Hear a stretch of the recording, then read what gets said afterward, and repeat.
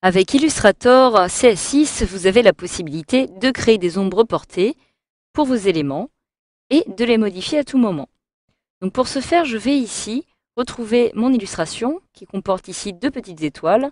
Admettons alors que je souhaite leur appliquer une ombre portée. Donc cette ombre portée va évidemment devoir suivre, par exemple, la luminosité que l'on va retrouver ici sur ce document. Par exemple, ici, il y a ce côté qui est plus foncé, et c'est le cas d'ailleurs pour les contours.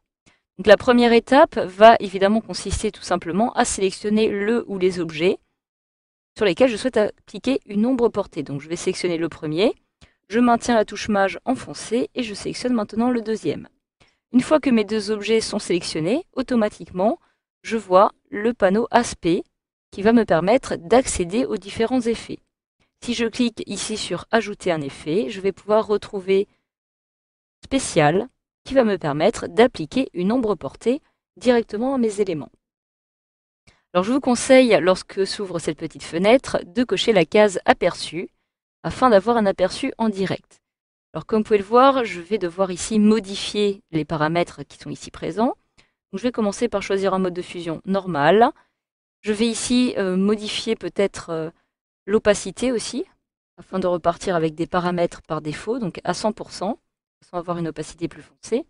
Alors il y a aussi la couleur qui me gêne un petit peu, donc vous avez ici en fait deux possibilités, soit de choisir la couleur de votre choix, soit de choisir un obscurcissement. Donc pour l'instant je vais conserver cette case cochée. Ici je vais pouvoir maintenant spécifier le décalage que je souhaite voir apparaître sur X, c'est-à-dire l'abscisse, et sur Y, c'est-à-dire l'ordonnée. Donc c'est ce décalage qui va me permettre de donner justement l'inclinaison que je souhaite attribuer à mon ombre portée.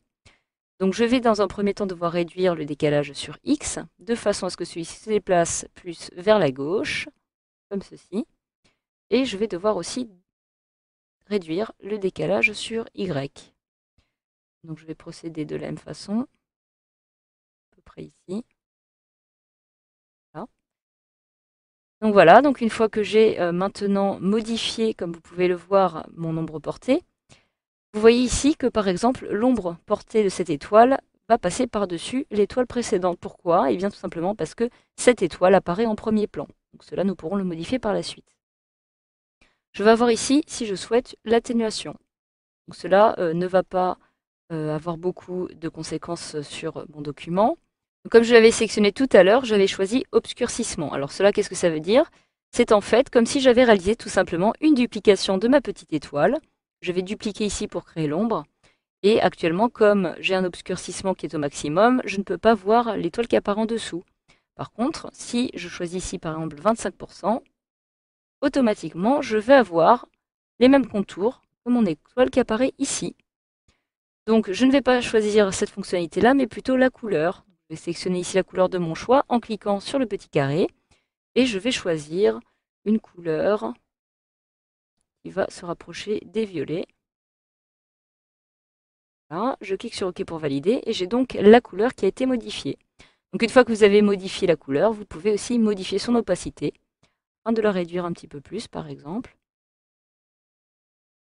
Vous pouvez ici choisir l'ombre portée de votre choix. Je vais la réduire, admettons, à 70%.